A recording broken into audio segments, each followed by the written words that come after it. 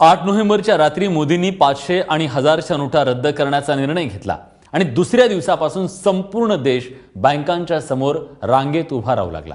नोटबंदीचा निर्णय मोदींनी घेतला असला तरी त्याची अंमलबजावणी लाखो बँक कर्मचाऱ्यांकडून केली जाते।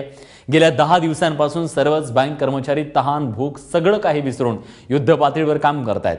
अनेक बँकांमध्ये कर्मचाऱ्यांना ग्राहकांचा रोष तक्रारींचा सामना करावा लागतोय। मात्र नोटा बदलीचं काम अविरत सुरू आहे, त्यामुळे बँक कर्मचाऱ्यांच्या या सेवेसाठी त्यांच्या पाठीवर कौतुकाची थाप दिलीच पाहिजे।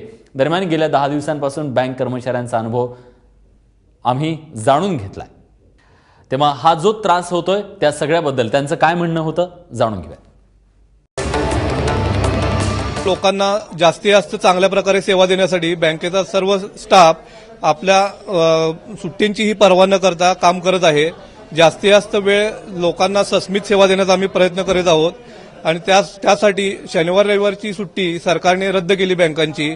तर त्याही बँकेच्या कुठल्याही कर्मचाऱ्यांनी काही तक्रार न करता लोकांना जास्तीत जास्त चांगली सेवा देण्यासाठी आपला पडणारा कामाचा ताण विसरून सर्व स्टाफ लोकांना चांगली सेवा देण्याचा आम्ही प्रयत्न करीत आहोत। त्याबद्दल आमचे ग्राहकही समाधानी आहेत।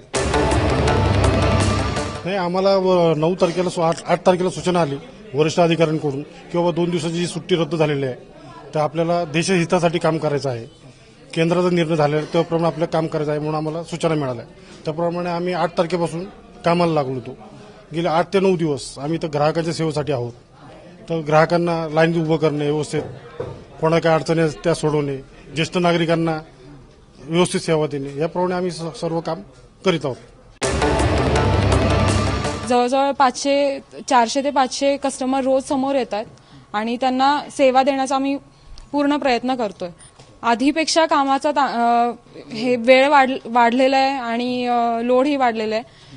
कस्टमर येत आहेत, प्रत्येकाचे आपले काहीतरी प्रॉब्लेम्स आहेत, त्याप्रमाणे त्यांना हँडल करणं चालू आहे।